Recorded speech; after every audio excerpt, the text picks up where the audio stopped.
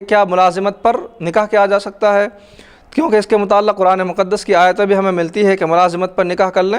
ملازمت پر نکاح کے متعلق قرآن مقدس کی روایت مبارکہ کہ اللہ تبارک و تعالیٰ ارشاد فرما رہا ہے کہ حضرت موسیٰ علیہ السلام کی زبانی کہ انی ارید ان انکحک احدی ابنتی ہاتین علی ان تعجرنی ثمانیہ حجج، کہ حضرت موسیٰ علیہ السلام اور حضرت شعیب علیہ السلام سے جب ملاقات ہوئی تو حضرت شعیب علیہ السلام نے موسیٰ علیہ السلام کے کچھ کارنامے کو دیکھا تو انہوں نے کہا کہ میں چاہتا ہوں کہ ایک اپنی بیٹی کا نکاح آپ سے کر دوں، لیکن اس کے لیے ایک شرط ہے۔ اس کے لیے کیا شرط ہے؟ تو آپ نے کہا کہ 8 سال تک آپ میرے پاس رہیں اور آپ میری خدمت کریں، یعنی میرے گھر کام کاج کریں۔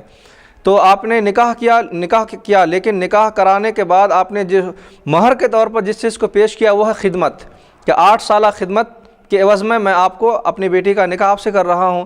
تو کیا اس طرح سے اگر کوئی عورت کی خدمت کے طور پر اگر مہر کو پیش کرے تو کیا اس طرح سے ممکن ہے؟ تو احناف نے فرمایا، احناف کا اس میں استدلال ہے، احناف کا اس میں مسلک ہے کہ اجرت پر یعنی اپنے آپ کو اجرت پر جو ہے نکاح کرنا درست نہیں ہے، یہ جائز نہیں ہے۔ سابقہ امتوں کے معاملات کو اس امت میں پیش نہیں کیے جائیں گے، سابقہ امت کے معاملات اس امت میں قابل تقلید نہیں ہیں۔ ہاں اسی وقت قابل تقلید ہوں گے، قابل عمل ہوں گے کہ جب اللہ کے نبی صلی اللہ علیہ وسلم نے اس پر ارشاد فرمایا کہ یہ فلاں امت میں یہ عمل تھا، اس امت میں بھی یہ عمل کرنا ہے۔ جب تک سابقہ امت کے معاملات کی دلیل ہمارے پاس نہ مل جائے اس وقت تک ہم اس عمل پر عمل پیرا نہیں ہوں گے۔ صرف یہ دیکھ کر کہ سابقہ نبیوں کی امت اس طرح کے عمل کرتی تھی لہٰذا ہم بھی کریں گے، یہ ہمارے لیے جائز نہیں ہے۔ اگر ہمیں کرنا ہے وہ کام تو اللہ کے نبی صلی اللہ علیہ وسلم کی حدیث شریف چاہیے یا قرآن مقدس کی کوئی واضح نص یا آیت چاہیے۔ اگر کوئی ہمیں اس طرح کی دلیل مل جاتی ہے تو سابقہ امت کے ان کے معاملات یا ان کے عبادات جو بھی ہیں ان کے معاملات پر ہم عمل کرنا شروع کریں گے۔ مفتی صاحب ایک سوال یہ ہے کہ اس میں جو قرآنی آیات واضح طور پر جی ہاں سابقہ امتوں کے بارے میں، جی ہاں ان کے جو اعمال ہے، ان کے جو مسائل ہیں، جی ہاں قرآن شریف میں واضح طور پر موجود ہے، لیکن قرآن شریف میں اگرچہ کہ وہ موجود ہو جی ہاں لیکن جب تک کہ حضور اکرم صلی اللہ علیہ وسلم اس کے متعلق کچھ ارشاد نہیں فرماتے یا آپ خود عمل نہیں کرتے، جی ہاں تو اس وقت تک وہ ہمارے لیے قابل عمل نہیں، ہم نہیں کیونکہ ہمارے نبی کی شریعت جو ہے یہ ہمارے نبی کی شریعت یہ ہے ناسخ شریعت ہے۔ ناسخ کا مطلب ہے کہ تمام ادیان منسوخ ہو گئے، یہ ناسخ ہے۔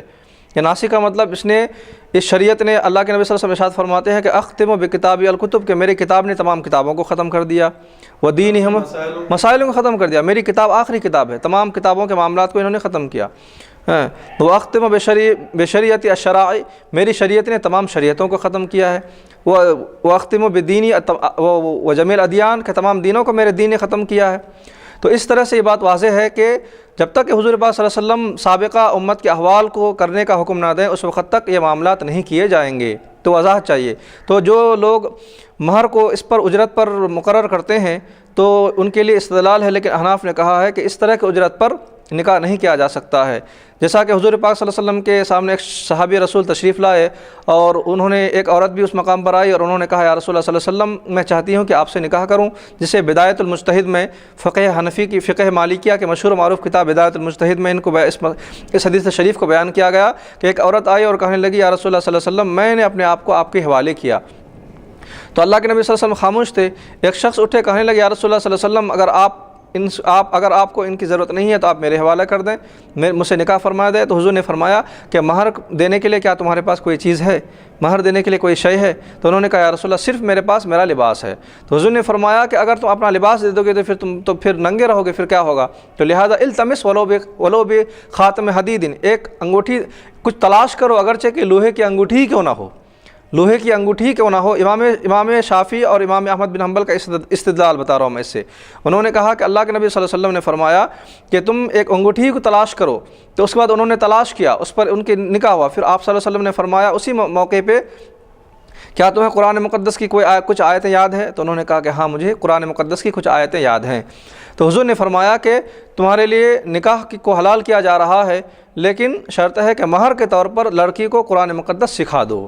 قرآن مقدس کی جو آیتیں تمہیں یاد ہے وہ آیتیں لڑکی کو سکھا دو۔ یہ سکھانا یعنی یہ پڑھانا، تعلیم و تعلم کرانا، سکھانا، یہ مہر کے گویا کہ یہ مہر کے قائم مقام ہے۔ تو اب حضور پاک صلی اللہ علیہ وسلم کے ارشاد پر پھر کیا عمل ہوگا؟ احناف جواب دیتے ہیں کہ حضور صلی اللہ علیہ وسلم یہ بعض معاملات کو بعض کے لیے مخصوص فرما دیے ہیں، بعض چیزیں بعض کے لیے خصوصیت ہے، تو صرف اور صرف اسی صحابی رسول کے لیے یہ عمل جائز تھا، آپ نے جائز ٹھہرایا تھا کہ وہ قرآن مقدس کی آیتیں سکھائیں اور یہ مہر کے قائم مقام ہو جائے۔ تو حضور صلی اللہ علیہ وسلم کا یہ عمل، اس عمل کو عمومی سطح پر اس کو لائق عمل نہیں بنایا جائے گا، بلکہ ایک مخصوص معاملہ ہے۔ کسی کے لیے تخصیص فرما دی ہے کہ حضور نے ابو رافع رضی اللہ تعالیٰ عنہ کو فرمایا کہ آپ کی گواہی دو لوگوں کے قائم مقام ہے۔ تو حضور نے کسی کے ساتھ جو معاملات کو مختص فرما دیے وہ مختص رہیں گے، وہ خاص ہی رہیں گے، اس کو عام طور پر عمومی سطح پر اس کو نہیں لیا جائے گا۔ اسی طرح سے ایک صحابی رسول کے لیے آپ نے انگوٹھی یہ سونے کا استعمال جائز قرار دیا، تو آپ مالک ہیں، آپ کیا مختار ہیں، اللہ تعالیٰ نے آپ کو مالک و مختار بنا کے بھیجا ہے، آپ جو چاہیں۔ ہاں لوہے کی انگوٹھی اگرچہ کہ لوہے، ہاں آپ نے فرمایا کم سے کم مقدار، اگرچہ کہ لوہے کی انگوٹھی کو نہ لاؤ تو اس سے تمہارا مہر ہو جائے گا۔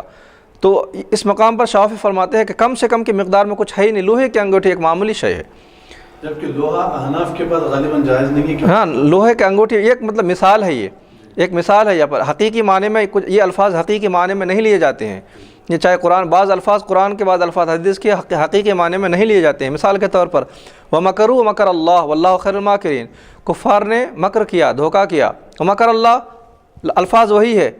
الفاظ وہی ہے، مکروا کفار نے دھوکہ کیا، وَمَكَرَ اللَّهُ کیا معاذ اللہ ہم یہ کہہ سکتے ہیں کہ اللہ نے دھوکہ کیا؟ دھوکہ ایک بری صفت ہے، اللہ کی طرف نسبت نہیں کیا جا سکتا۔ تو اس مقام پر ہم یہ کہیں گے کہ اللہ نے تدبیر فرمائی، تو الفاظ وہی ہوتے ہیں لیکن معنی اس کے بدل جاتے ہیں، معنی اس کے تبدیل ہو جاتے ہیں۔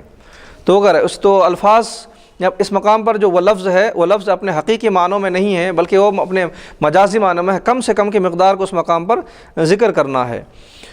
تو اب اس کے بعد جو ہے مہر کے واجب ہونے کے لیے نکاح، مہر کا وجوب کیوں ضروری ہے، کس لیے ضروری ہے؟ تو بتا رہے ہیں کہ مہر جو ہے ایک عورت کے لیے ایک شرف کی علامت ہے، ایک فضیلت کی علامت ہے کہ آپ کسی عورت کو اپنے لیے حلال کر رہے ہیں، اس کے عوض میں کچھ انہیں دو، تو یہ ان کے لیے نکاح کے لیے شرف ہے، اور اسی طرح سے فضیلت ہے اس کے لیے۔ نکاح کے معاملات کو آسان، نکاح کے معاملے سے اس کی عظمت ہے، اس کی فضیلت ہے، اور بزرگی کو ذکر کرنا ہے کہ نکاح کا معاملہ ایک اہم معاملہ ہے، ایک عظیم معاملہ ہے، لہذا اس کے لیے یوں ہی بلا معاوضہ نہ ہو بلکہ کچھ دیا جائے، اس کی وجہ سے وہ منفعت حاصل ہو۔ تو نکاح کے معاملے کو عظیم بنانے کے لیے مہر کو اس مقام پر لازم قرار دیا گیا ہے تاکہ نکاح کا معاملہ عظیم اور شرف ہو، اور اسی طرح سے عورت کا معاملہ بھی عظیم اور شرف ہو، لہذا اس کی وجہ سے مہر کو واجب قرار دیا گیا۔